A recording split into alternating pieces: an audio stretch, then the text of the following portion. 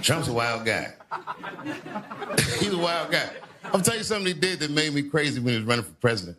When he was running for president, he said this at a debate.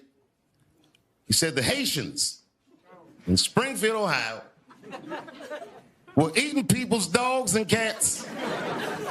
That really upset me because I live in Ohio. In fact, what's up, Ohio? I live one town over from Springfield. Now, those of you who are from Ohio, I hope you know that's not what's happening in Springfield at all. What happened in Springfield is a lot of jobs went away. 20,000 Haitian immigrants were moved there by our government legally, and they pay market value for their rents, and they saved a lot of companies because they did jobs that the whites weren't doing. It's not that the whites couldn't do these jobs, but they were busy, doing other things. Heroin, sleeping on the streets, you know what it is. Contrast. Speed turns me on. You guys stand on the escalator. That drives me crazy. It's going up. I can't walk around you or anything. And I can't drive too good. I don't like driving anyway. And then come to think of it, the first week I was here, they stole my car.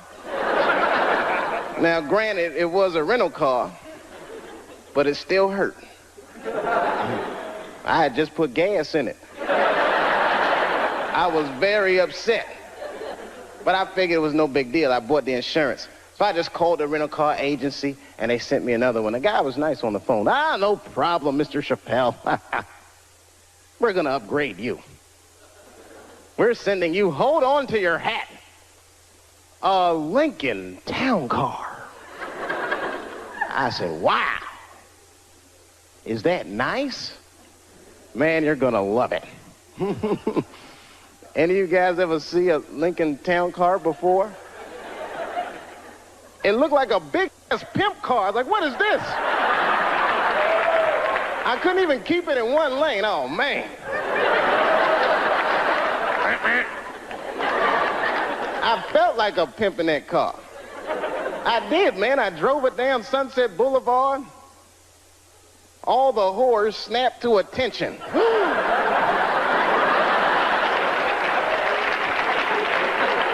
A lot of weird stuff happens here, man. You guys are on a roll with your natural disasters and riots and woo! This place is, it really fascinates me. New York is bad, too. I live in New York now. New York's bad.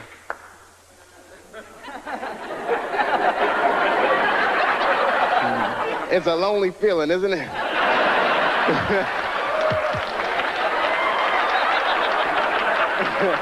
I know how you feel. It's different, isn't it? New York is bad in a different kind of way. It's so dirty, man.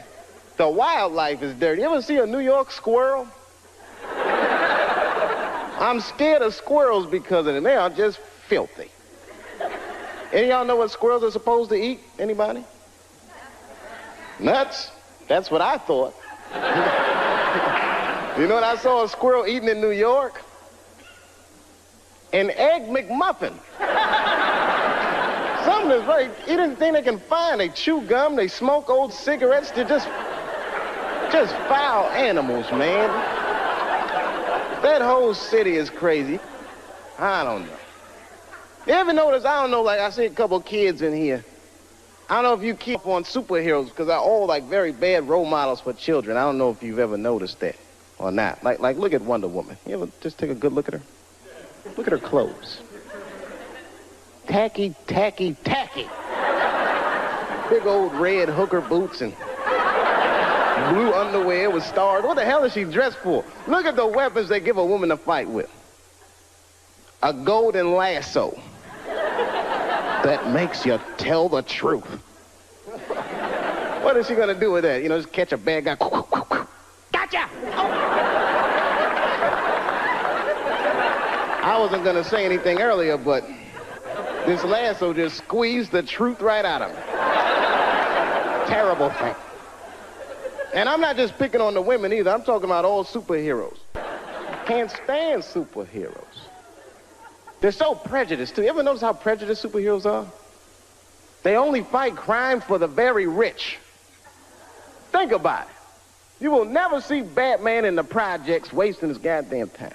I can see him now, he just robbing. Yes, Batman. Didn't we park the car right here, man? What the hell?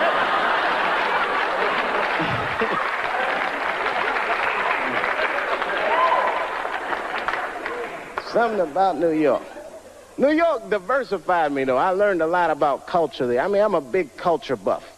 I don't know. I mean, I don't want to point anybody. Anyone here in the audience Jewish? Shalom. A little something I picked up. Actually, I mean, I like everybody, but I'm going to have to be honest. Jewish people are my favorite white people.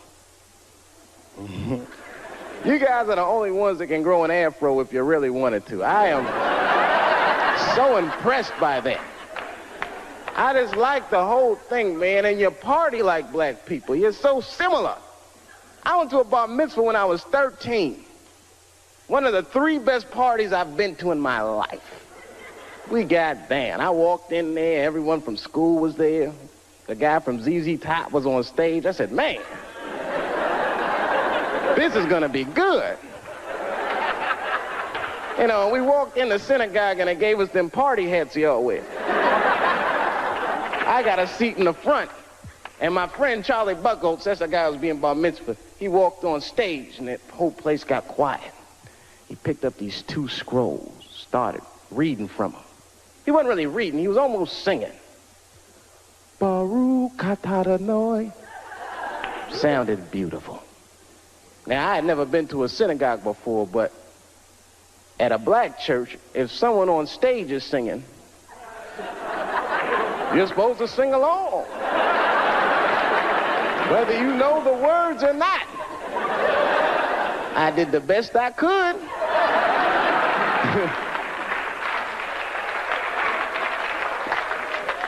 Then things really picked up. We all left the synagogue and went to this after party at the Hyatt. This is the fun part. There was all kinds of food, man, bagels and filthy fish. And we went in there, and I was wondering what kind of music they were gonna play. Now, let me tell you something. I don't know who this Hava Nagila guy is, but his album is slamming. They put that music on, the whole place just lit up. Everyone was dancing. I was breaking plates. Hey! And someone shouted out, sponsor. That's Greeks. Oh, sorry about that.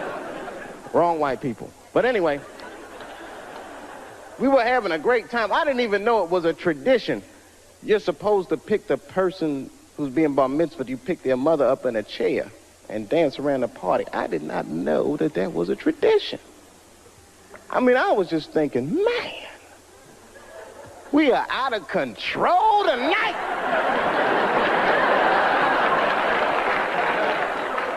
That was fun.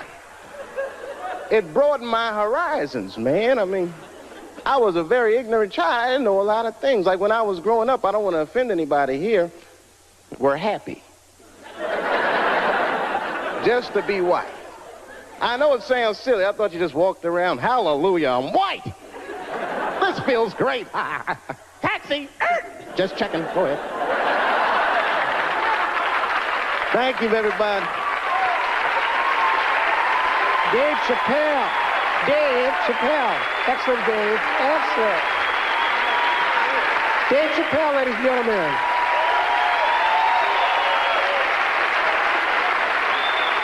All these movements, not to get deep, all these movements probably started, not even the 60s. All this shit started in 1945. That's when America just fucking lost its mind. It was after that Second World War. Think about it. Because black Americans went off and fought in the war.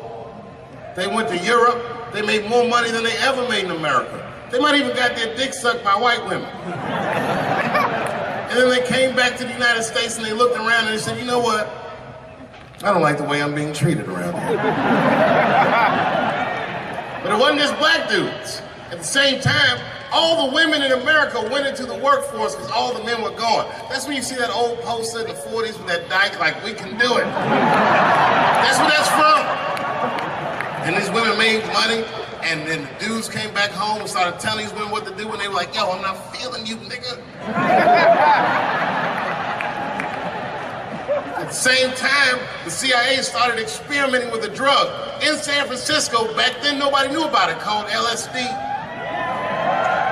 By 1960, all the white kids in America were like, it works.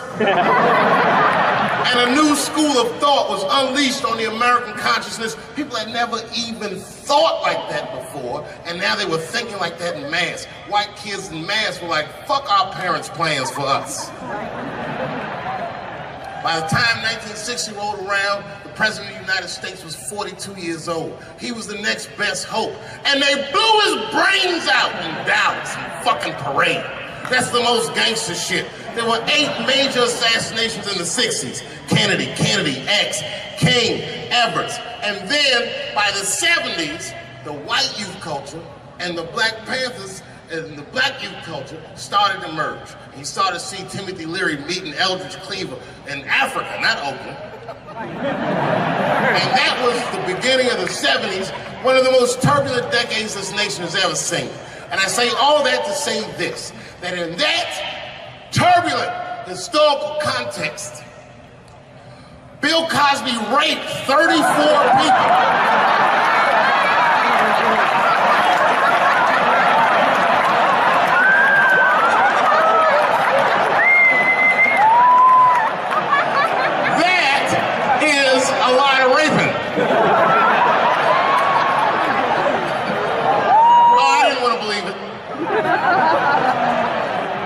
Every time I turned on the TV, I saw another old woman describing one of these antique rapes.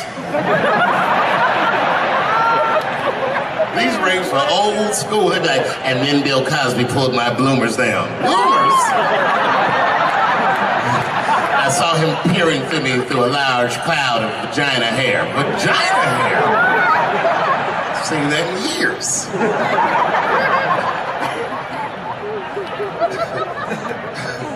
I saw that shit. I said, these people are obviously trying to destroy Dr. Cosby's rich legacy. Right? 34 allegations later, I was still like, man, they probably only raped 13 or 14 of those people. Do all that raping. It's like 50 fucking rapes. And don't forget, each one of these rapes have 8 hours of sleep in them. It's like 1,000 hours of rape. Packed into an otherwise busy schedule. Short corporate rapes, that's what I support.